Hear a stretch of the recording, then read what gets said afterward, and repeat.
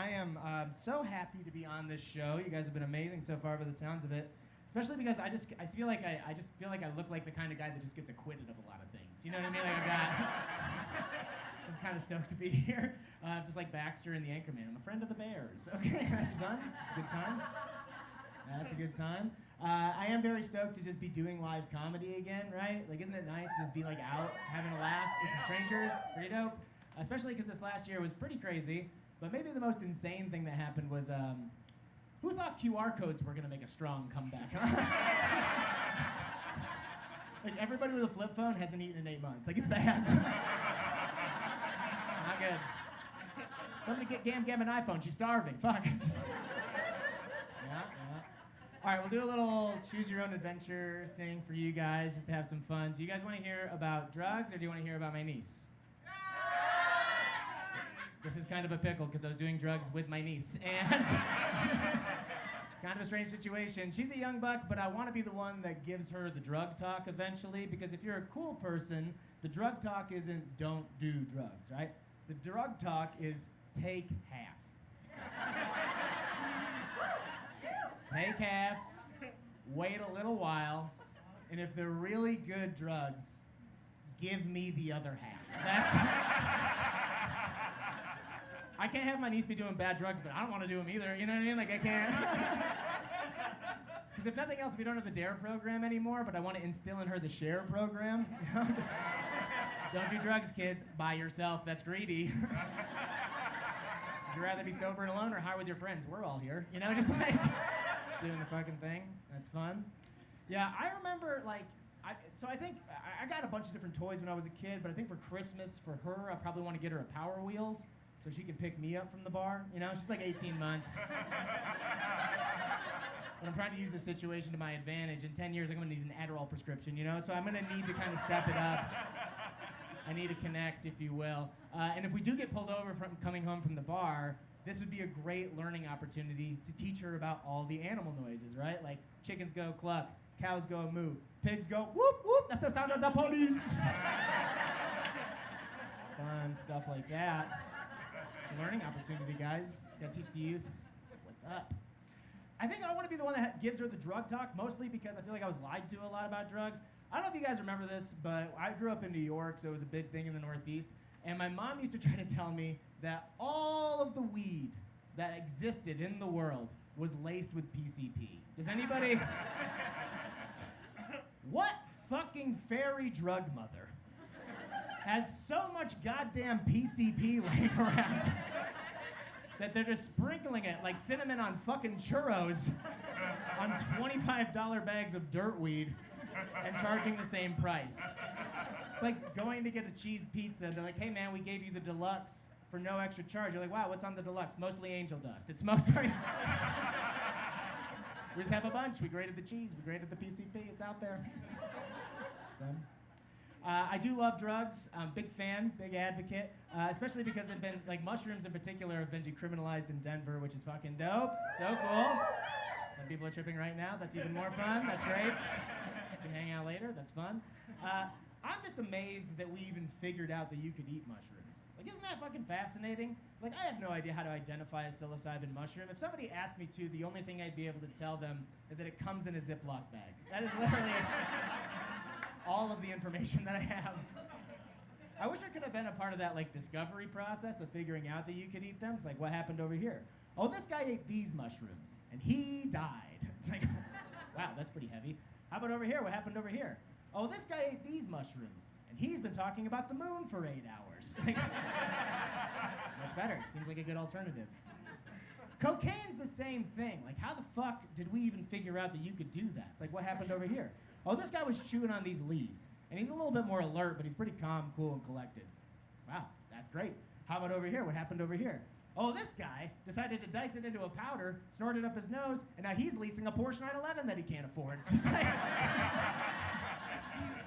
Did Lewis and Clark just have some third idiot walking around them being like, eat this, smoke that? Like, what the fuck? Just a lot, man. Would now be a pretty good time to tell you guys I was raised Mormon. Like, it's now kind of... Which you might have gathered because I feel like I look like a youth pastor that preaches the word through Snapchat. You know? Those strong vibes. Like, the Lord is dope, kids. Just remember, God's like Wi-Fi. Never there when you need it, okay?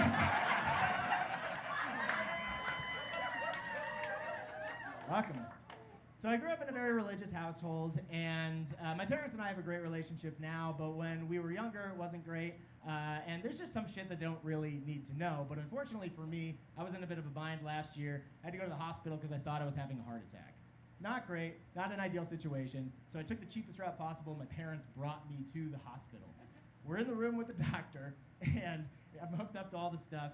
And then he asks me point blank, do you do any recreational drugs?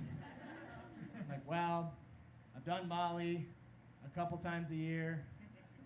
I eat mushrooms a lot, like a lot of mushrooms. And I've done cocaine a few times this morning. But like other than that, we're looking good. And then my mom said, oh, and then I forgot one thing. I was just like, oh, and I smoke cigarettes from time to time. And my mom goes, you smoke cigarettes? Which means she disregarded like all of the other shit, right? She's like, how many cigarettes do you smoke? I'm like, I don't know, not a backpack's worth. We had Marlboros when we were a kid, you know what I mean? Not a lot. Not a ton. So long story short, there really wasn't a whole lot wrong. The doctor didn't really have a great explanation for it. He comes back into the room and says, hey, your cholesterol's good, blood pressure's great. You're actually the healthiest person we've seen in here in a long time. Are you Mormon by chance? Those fuckers don't do shit. So we're walking out to the parking lot and like just having a little powwow with my parents, and my mom turns to me and says, when they asked you what drugs you take, why did you tell them that you eat mushrooms? Which means my mom thinks I have a portobello problem. Like I'm a truffle pig that smokes on lunch breaks. And then my dad says, no, honey, he means magic mushrooms. And I'm like, I see you, Dad. We fist bumped. And then she's like, and who's Molly? I'm like, well, for anybody that doesn't know, this is a fun crowd, I'm sure you all do, but it is straight MDMA, straight ecstasy. And I just said, well, Mom, it's this girl that whenever she's around, I'm very happy, and whenever she's gone, I'm kind of sad. She's like, well, I hope she's Christian. You should invite her over for dinner soon, because it sounds like you're gonna die. And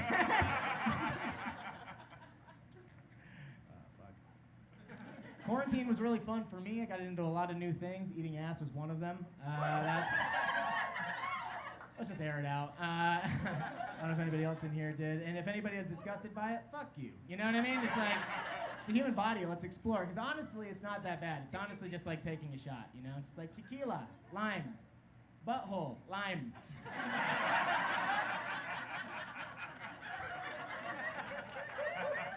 You make the face.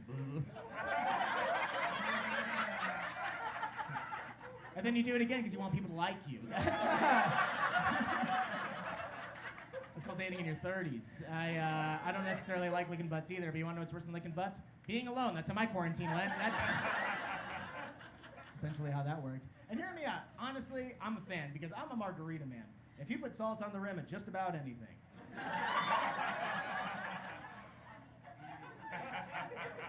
I'll do it. All right, we'll keep going with this. So the first time I ever licked somebody's butt was, it was after church. No, I'm just kidding. We were drunk as fuck. We were in a hotel. It's late night. We were having a great time. And this is absolutely our fault that this happened because we were on the first floor. We left the blinds open. And I am eating her out from behind because that's the best way to do it, you know, just propped up like a Thanksgiving turkey. And at one point in time, I peek my head over her butt cheeks like I'm Wilson from Home Improvement. And there is a man standing in the window, just watching all of this go down. And we lock eyes, and instead of leaving, he just goes.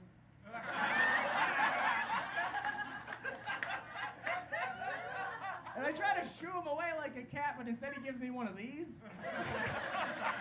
Like a supportive Little League coach, like, keep your eye on the ball, slugger, but maybe not now, because that's how people get pink eye. So. Eventually this dude leaves, right? And we finish we go to bed, and then the next morning I see this guy at breakfast. And from across the room, he holds up a donut and goes, "Nice moves, buddy."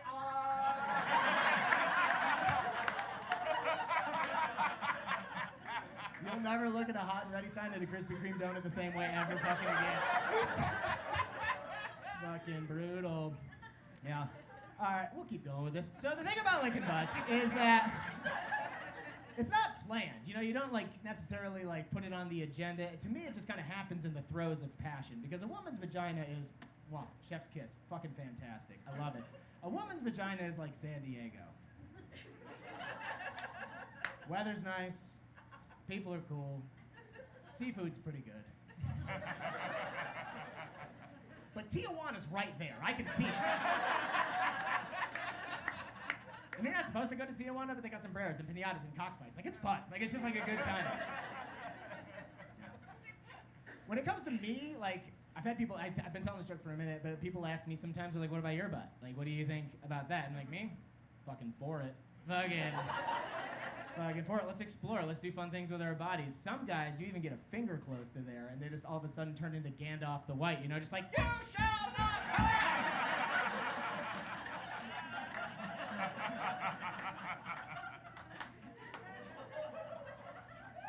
I do gotta get out of here in a second. Thank you guys so much for coming to the show. This is such a fucking amazing job. Rosalie and Lizzie doing a fucking killer job. This is such a great show. The room's packed out. We're so happy that you guys are here. Thank you very much for having me. A little more things about drugs, I guess, if you will, because I love them. And one of the reasons I love living in Colorado is because you can basically do whatever the fuck you want. It's awesome.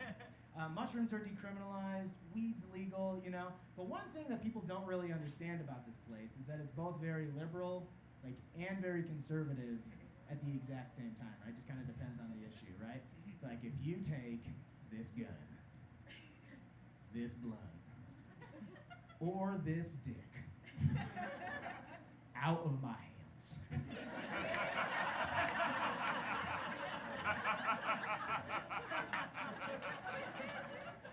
I will shoot you, okay? I will. I'll do it. This place is the best. This place is freedom. You want to know what freedom looks like? The other day I saw an openly gay cowboy smoking dabs on a bird scooter. It was fucking good. So fucking cool. I presume that he was gay because he was wearing a two-piece holster. He had a Desert Eagle on one side and a big black dildo on the other side. Just like, really living his best life. Guys, my name's Korey David. Thank you so much. Have a great night.